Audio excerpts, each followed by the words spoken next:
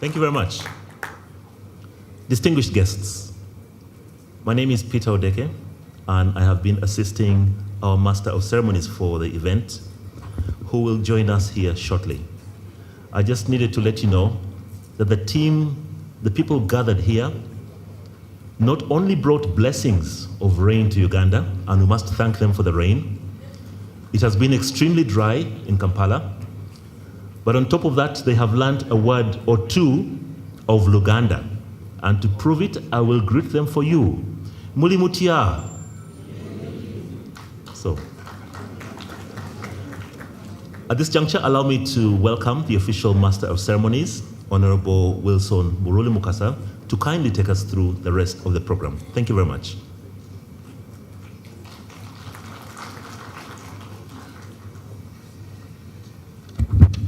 The Right Honorable Prime Minister of Uganda, Dr. Ruhakana Rugunda, the Right Honorable Deputy Speaker of the Parliament of Uganda, Honorable Jacob Olanya, His Excellency Dr. Karume, the Chair of the Africa chapter of the Global Peace Foundation, and indeed our host of this conference, Dr. James Flynn, the International President of the Global Peace Foundation, the Executive Secretary of IGAD, His Excellency, the former Vice President of Nigeria, His Excellency Muhammad Namadi Sambo, and his dear wife, honorable ministers from Kenya, from Tanzania, from Uganda, from Burundi, and South Sudan, heads of the international delegations, our lords, spiritual, the religious leaders, the cultural leaders, distinguished delegates, ladies and gentlemen, I wish to take this opportunity to welcome you to this Global Peace Leadership Conference 2018 in Munoyo, Uganda. You're welcome indeed. You are here at the climax of the various series of events that have taken place and in preparation for this conference. The conference was launched in earnest on the 12th of April this year by His Excellency, the President of the Republic of Uganda, and His Excellency Dr. Amani Karume, and of course, the Right Honorable Prime Minister. And since then, it has been going on, and now we are witnessing the climax. The theme of the conference is Moral and Innovative Leadership, New Models for Peace and Development. And the 2 days that we are going to spend here, we shall really engage ourselves as stakeholders in peace to share concrete measures of sustaining peace building and development efforts. Of course, the efforts include inclusiveness as key principles and partnerships and unity in diversity, and of course, shared values and principles. So it's going to be a very, very exciting, we're looking forward to a very exciting interaction, a very exciting outflow of new ideas towards sustaining peace, not only in this part of the region, but also in the world at large.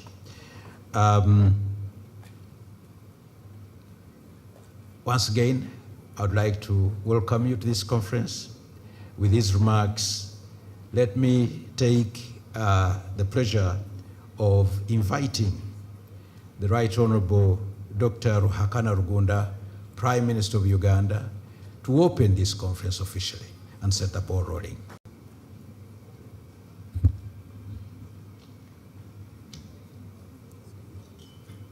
Your Excellency, President Emeritus Karume, and a key mover and promoter of this conference, Deputy Speaker of Parliament of Uganda, honorable ministers, both from outside Uganda and from Uganda, members of Parliament, members of the Global Peace Foundation, distinguished friends, ladies and gentlemen. I'm delighted to join you for the opening of this year's Global Peace Foundation Leadership Conference. The theme chosen for the conference, of moral and innovative leadership, new models for sustainable peace and development, is timely and relevant for the world today. This theme complements ongoing regional efforts for peace, for security and development in our continent. It further echoes the urgent call for countries to build consensus on responses towards pressing regional challenges, guided by a shared vision, principles, aspirations, and innovative value-based approaches to peace building, security, and also to development. Ladies and gentlemen, a harmonious agreement on new models for sustainable peace and development is key because it will guarantee a safe and prosperous future for our citizens and for Africa. I would like to inform the gathering here that Uganda values deeply the holding of this important event in Kampala. His Excellency President Yoweri Museveni, in particular, is a strong supporter of this conference, and he supports the efforts you are pursuing. As you may be aware, the journey for Uganda to host this conference began in 2015. Hosting you here, therefore, conforms to our Pan-African commitment to the attainment of sustainable peace in the region to guarantee social and economic development. The choice of Uganda is also appropriate because, working with neighbors, our country has been playing its role in efforts for peace and reconciliation in this region.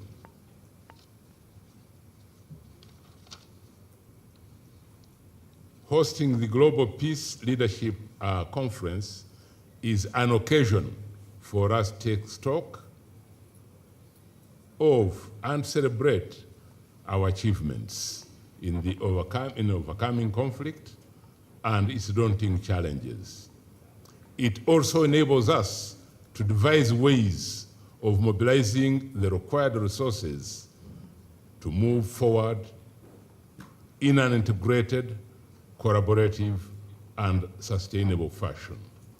As you are aware, amid this great development potential, the Great Lakes region has for many decades been characterized by identity-based conflicts, violent extremism, and refugee crisis.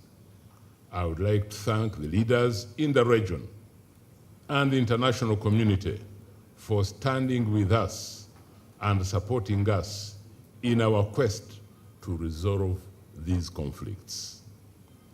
This conference has brought together resource persons from national and international institutions, from the academia, research, civil society, private sector, policymakers, innovators, cultural and religious leaders, and development partners to jointly build consensus on responses towards the interrelated national, regional, and international challenges towards peace and sustainable development.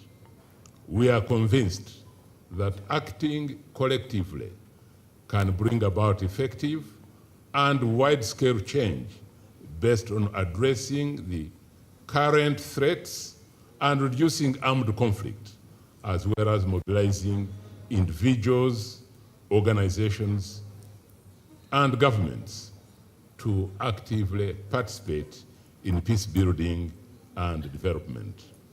Uganda strongly believes in creation of a world of equal opportunities and respect for diversity. To succeed in this endeavor requires each single state to take concrete actions for promotion of peace. The new models for sustainable peace and development should be a central element of the global aspirations if we are to achieve and sustain the development of our people. Ladies and gentlemen, I've been told that this two-day conference has scheduled several sessions for discussion on a number of issues, and these include global education for the future entrepreneurship, interfaith peace building, prevention of identity-based conflict, business and investment as a catalyst for peace, women-led initiatives for peace and development, youth empowerment and innovation, as well as parliamentary roundtable. These are very critical sessions that touch on what needs to be done to transform our societies.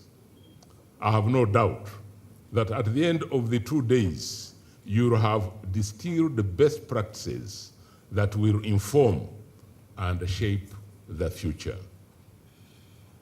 Ladies and gentlemen, on behalf of the government of Uganda, I wish to thank all our partners in the preparation and hosting of this Global Peace Leadership Conference. Please allow me to make a special mention of Global Peace Foundation, who have partnered with the government of Uganda to make this conference a reality. My appreciation equally goes to the Secretariat, headed by the Ministry of Public Service, for their contribution in the preparation of this conference. It is therefore now my great pleasure and honor to declare the Global Peace Leadership Conference 2018 officially open. I thank you.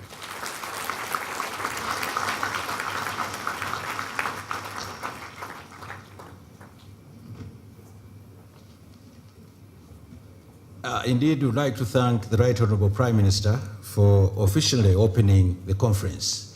Well, dear delegates, honorable members, the conference is now open. It's open. It has now moved a stage higher. It's now business. However, before we delve into this very complex topic of moral and innovative leadership, I think we need some introduction, that we get to know exactly its breadth and length and its intricacies. Now, the person who is going to lead us into this is no other than Dr. Robert Schuller. Dr. Robert Schuller is an author. He's an evangelist. He is a member of the Global Leadership Council of the United States of America. Dr. Robert Schuller, please navigate us into this topic. You're welcome. Thank you.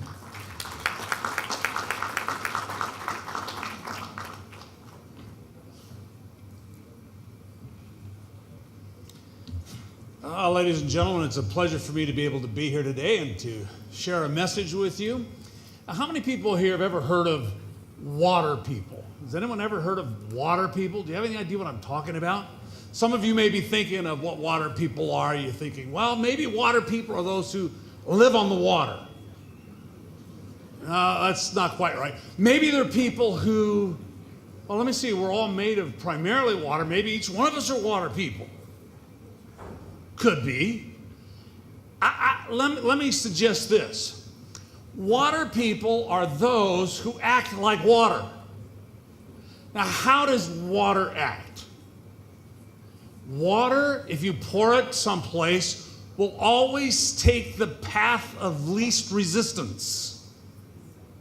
It will always continue to flow until it reaches the lowest place possible.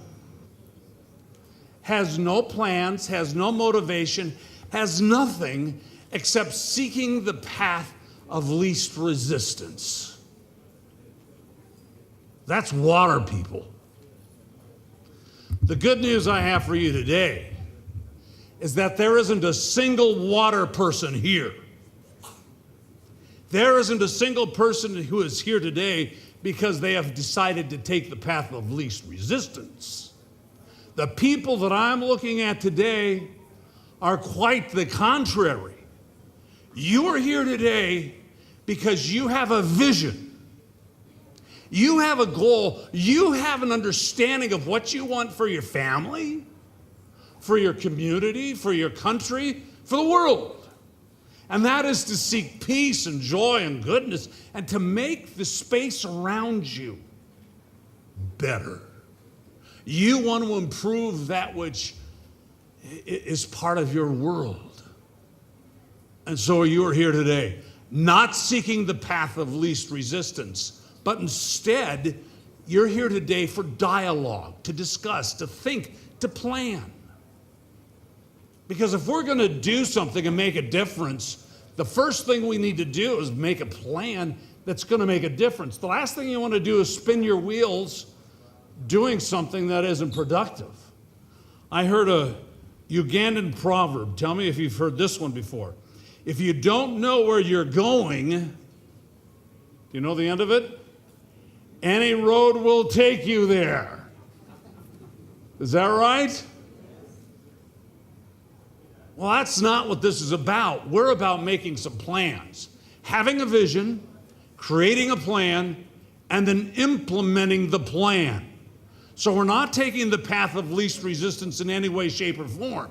We're using our brains, we're using our minds, we're using our God-given ability to create a plan and then take the effort to implement that plan. It takes effort to avoid falling into the trap of being water people. And water people simply take the path of least resistance. And what we're doing here in this conference over the next 2 days, today and tomorrow, we're finding the path that's going to lead to victory. How many people want victory? How many people want victory? Stand up if you like victory. Stand up right now if you like victory. Stand up right now if you like victory. Stand up right now if you like victory. Some of you are really hard to get up and stand up. Stand up if you like victory. Now that you're standing, let's just give applause to the Heavenly Father who has brought us all together.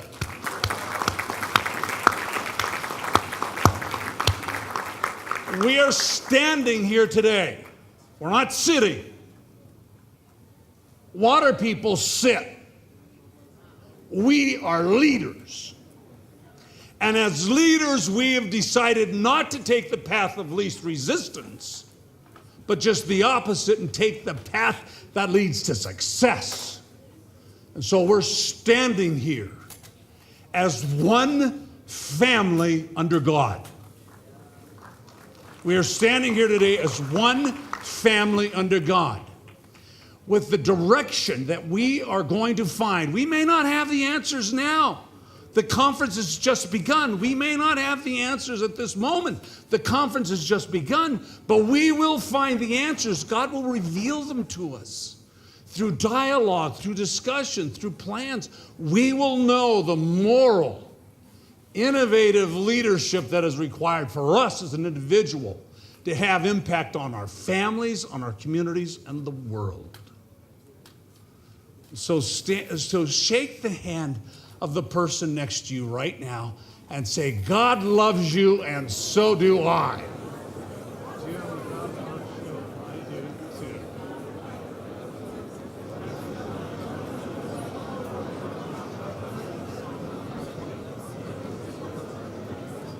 That's moral and innovative leadership. That's what we're going to do to the next 2 days. Thank you, everybody. God loves you, and I do too.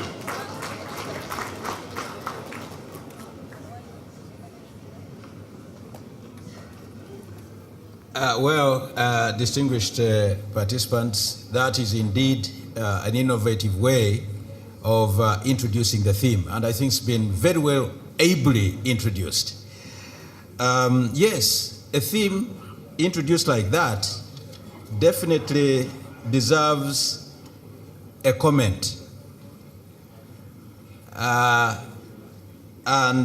Before me here, let me call upon the Most Reverend Eliud Wabukala, Chairman of the Kenya Anti-Corruption Commission, former Archbishop in the Republic of Kenya, to make a comment. You're welcome.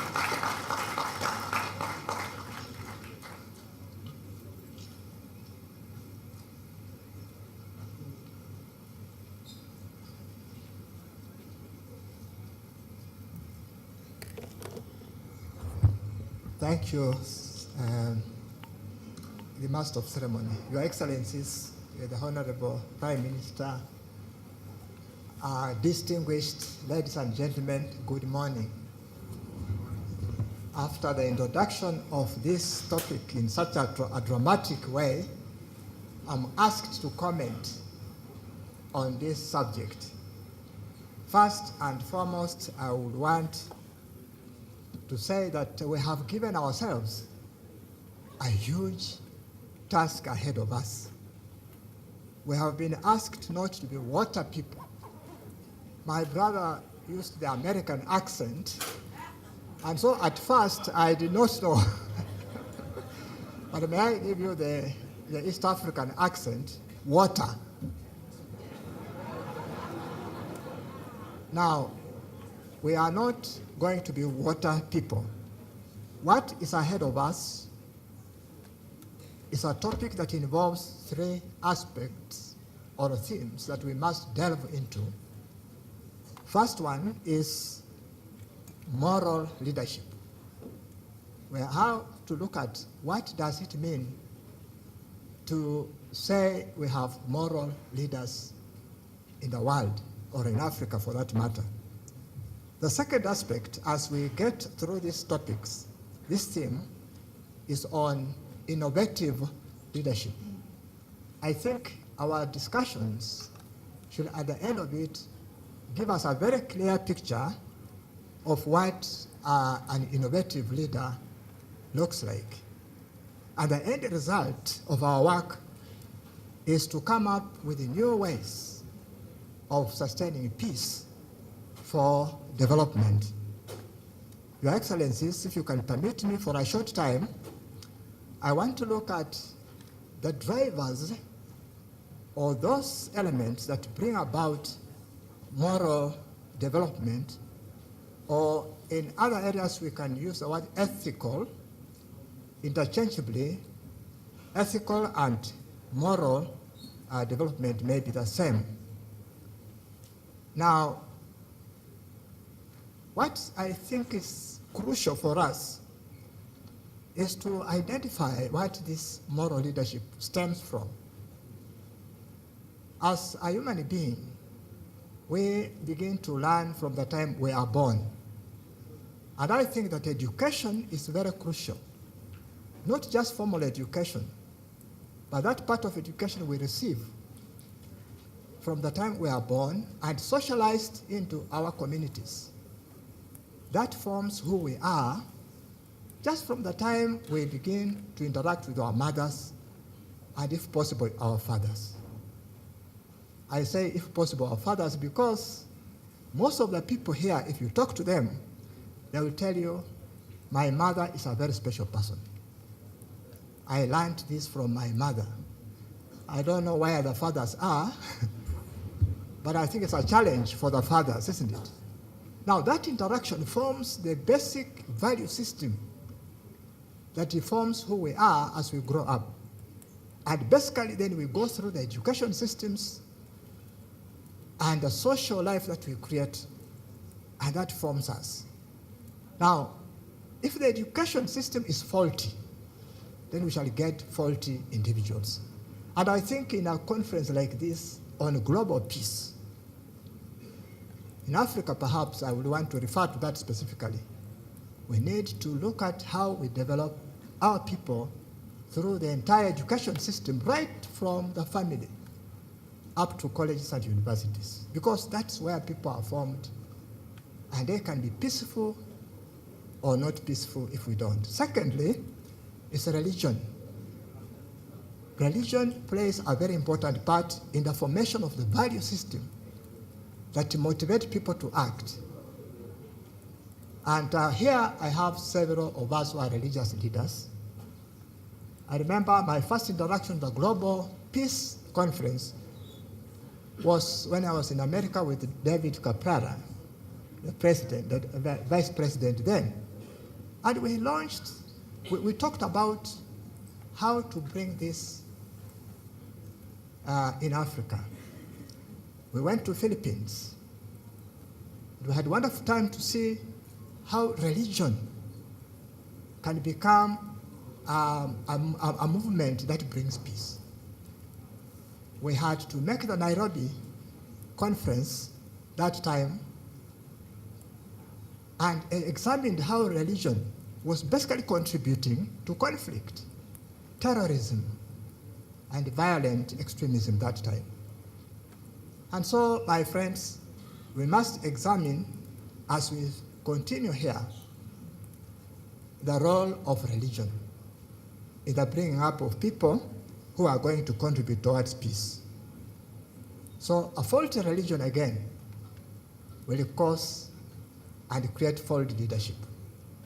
And lastly is our culture. The total sum of traditions, rights, and all this that bring us people should be geared towards creating peaceful people. And in Africa, we have various cultural traditions, and of course, most of these cultures train people to be loyal to their communities, which is a good thing, but it has also become the challenge. I was sharing with one of my friends, and he said, how can we get peace in Africa? And he cited pastoral communities. How do we do it? How do we help to make peace and avoid too much conflict in these regions? I think this conference should be an opportunity for us to reflect on that. Now, I was asked just to comment, and therefore commenting means you'll be very brief. However, allow me to just become practical because we are also talking about innovative leadership. Innovative leadership is those people who are able to create new opportunities, to send people, take people ahead of what they may not have seen. But also, an innovative leader is one who recognizes a gift in another person and encourages that person to contribute to society. And so, my friends, we stay here for these 2-3 days to look at these challenges. But at the end of the day, we know that God being with us, there will be something new for the benefit of the entire world coming from Kampala. So may God bless us and continue to support all that we do here today. Thank you.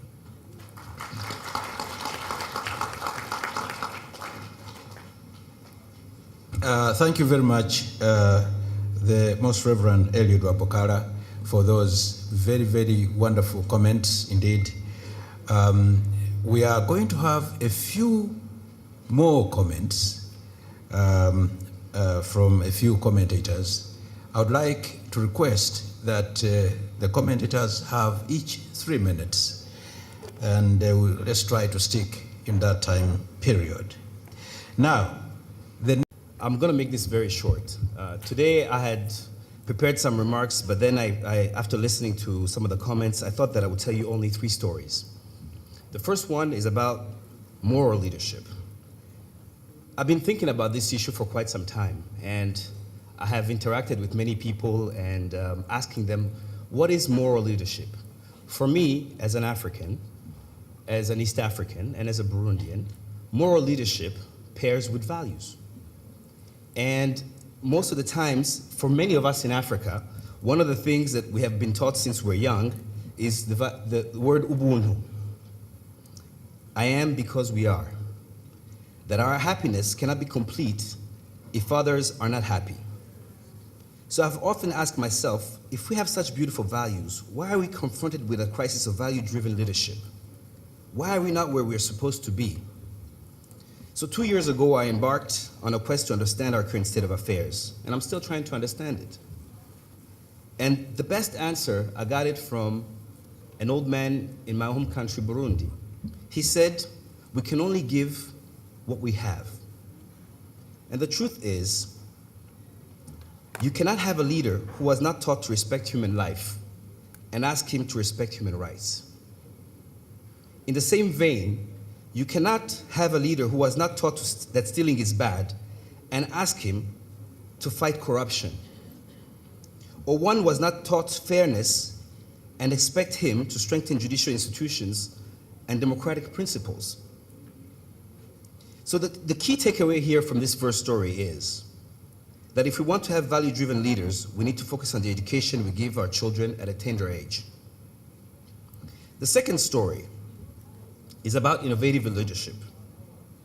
I have in mind a story told by my friend Charles Onyangobo. He once said that we can learn a lot from criminals. He was quite thought-provoking.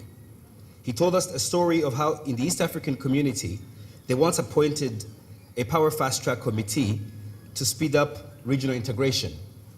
And so this committee went and interacted with fishermen. And the fishermen were on Lake Victoria. And one of the challenges they had was that their boats were being stolen. And as you know, Lake Victoria is shared by Kenya, Tanzania, and Uganda. And the fishermen told them that their biggest problem is that when an engine is stolen in Uganda, it can be recovered in Kenya or Tanzania. So the fishermen were in favor of speeding up the political federation. They told them that the politicians were lagging behind because the thieves have already federated. So unless they too federated, they will never beat the thieves. In 2017, we were dealing with a drought in Somalia, and one of the things that really struck me was how Al-Shabaab, the terrorist organization, launched drought committees in different regions. They even dug up canals to help farmers to access water and irrigation. Did you know how long it takes to recruit a suicide bomber, on average? It takes about 5 to 6 or 7 months. And did you know how long it takes to recruit a civil servant from the UN or the AU? About 19 months at best. So what does that tell us? It tells us that our criminals are more efficient than we are. or one can be inspired by Jose Roberto, a Philippine real estate developer who has a rule that staff should be able to respond to messages within 10 minutes and accomplish a task within 24 hours. So the key takeaway here is delivery. Value-driven and innovative leadership doesn't deliver, unless it delivers, is meaningless. People want security, running water, electricity, good roads, and a chance to have big dreams. Let me conclude with my last story, and this one I care about it deeply. since we're in Africa here. And I started by saying I'm an African, I'm an East African, I'm a Burundian. My ambition is to be part of an African vanguard that will tackle the 4 challenges facing our generation. The first one is impunity. The second one is jobless growth. The third one is more investment and trade rather than aid. And the fourth one is political federation. African countries simply don't make sense in fragmentation. We make sense in unity. Our countries are too small to make sense in the current global political order. Take, for example, the combined GDP of the East African community. It's about $155 billion. That of IGAD is $255 billion. Yet Ireland, a country with 5 million people, is $294 billion. And in the East African community, we have 6 currencies, different currencies. So today people are talking about artificial intelligence, robotics, and even the 4th industrial revolution. While us, on the continent, we're still struggling to implement the decisions that improve the lives of our people. So the vision of an integrated and prosperous Africa begins at our dinner tables. The late US President Ronald Reagan once said that the best leaders are created at the dinner table. So what conversations are we currently having with our kids? If we are indeed engaged in dialogue with them, what part of the conversation needs to change to ensure we instill the right moral values in them? How can their skills be put to positive use, such as that we don't have to borrow a leaf from the criminal organizations? So these are the few questions on my mind I would like to leave you as I thank you for listening, and I look forward to discussions in the next 2 days. I thank you very much.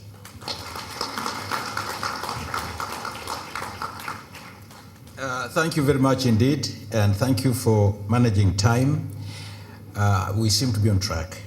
Now, the last commentator is no other than His Excellency Ambassador Mahbub Maalim, Executive Secretary, Intergovernmental Authority on Development, commonly known as IGAD. Your Excellency. Right Honorable Prime Minister, all protocols observed, Minister Moroli, colleagues, ladies and gentlemen. I was very much excited listening to Minister Moroli when he talked about pending excitement as a result of the topics we're going to discuss and as a result of the gathering that we have today. I was not as excited when I listened to Dr. Shula, and it was a light touch, and I'll tell you why. I was excited when I listened to Minister Moroli because a lot of times I don't get to attend gatherings like this. The gatherings that I attend normally are comprising of one set of group of people, and a lot of times they are politicians. So I interact much more often with the Prime Minister, ministers, and groups of politicians and other ambassadors, and we talk about mainly political issues. Now the danger with that is that a lot of times, not me, those who are at high level in the echelon, we talk to each other. We talk at each other, and a lot of times we bring in a lot of rivalries, salient ones, and we try at the same time to be as diplomatic with each other as possible. When the truth is, we have a lot of layer of disagreements beneath the discussions that's on the table. So not many things are on the table. So why I'm excited is the fact that today, in a very long time, amidst a group of people who are a mix of different socialization and specializations, and because of your inclusivity, and because of the comprehensivity of what you bring on the table today, I think we are geared and we have much more possibility to achieve more than we normally do. Why I was not as excited about Dr. Chula's very good and well eloquent presentation was because out of nearly 40 years of service, public service, I spent 25 years in the water industry, designing, operating, and constructing water supplies. So I was worried whether I was a water person really, or whether I should disown being a water person today, listening to him. I'll talk to him at the same time.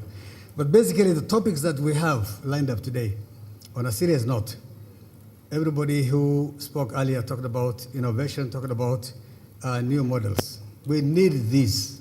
There's no doubt about it. When I listen to colleagues who are mainly economists, I get again a little bit disappointed because they talk about supply and demand, monopoly, duopoly, oligopoly. They tell us about the fact that if there is shortage of sugar in the village, then you're going to pay more for sugar. For heaven's sake, I think we all know that. We all know about the fact that if there's a shortage of a commodity, even here in Munoyo, the possibility of you paying for more for that commodity is higher because it is a short supply, isn't it? Everybody knows this. What we don't know is what are some of the models that we need to bring in that are not necessarily conventional, that do not necessarily meet within the normal norms of the conventional descriptions and definitions that we know, that will give us tangible results. I assure you, colleagues, ladies and gentlemen, we are doing a lot of that in IGAD. We just had an event 2-3 days ago. Minister from Kenya, Minister Umalu, who is here, was there. We opened one of the biggest cross-border point of development agenda in Karamoja here in Uganda. That which is going to almost have the member states cede their sovereignty, almost, because they're going to do common land use planning methodologies, and they're going to plan together as a region, and we'll have programs done at the same time, and will be financed collectively together. Now, this is an innovation that I don't get to hear a whole lot, and many, many other innovations, and because of constraints of time, I'm not going to go through it one by one. But basically, topics are very exciting. We need to have a methodology and a system to think out of the box. We need to look at our education system afresh. When I was a kid, I had no time at all, even if Al-Shabaab was alive at that time, to get into Al-Shabaab or even to listen to anybody talking to me about Al-Shabaab because I was so busy. And when it is 8 at night, I would fall asleep. Sometimes I would sleep wherever I am, and then I would be carried to a bed or to a mat or wherever I was supposed to sleep because of being very busy and occupied the entire day. These days, you find our children having 3 or 4 gadgets open at the same time. You have a laptop, you have an iPad, you have a sophisticated mobile phone, the TV is on, there's something sticking on his or her ears, and somebody is laughing on his own. And you wonder whether this person is normal. We have to look at what kind of education system this is. You ask somebody to do basic math, and quickly, out of reflex, somebody goes to his or her pocket and gets out the mobile phone. Things at my age, I can still do them mentally. So there are many, many non-conventional things that we have to do, and innovation is one of them. And leadership, of course, is the backbone of all this. So thank you so much. God bless you and expect well from you. Thank you. Bye.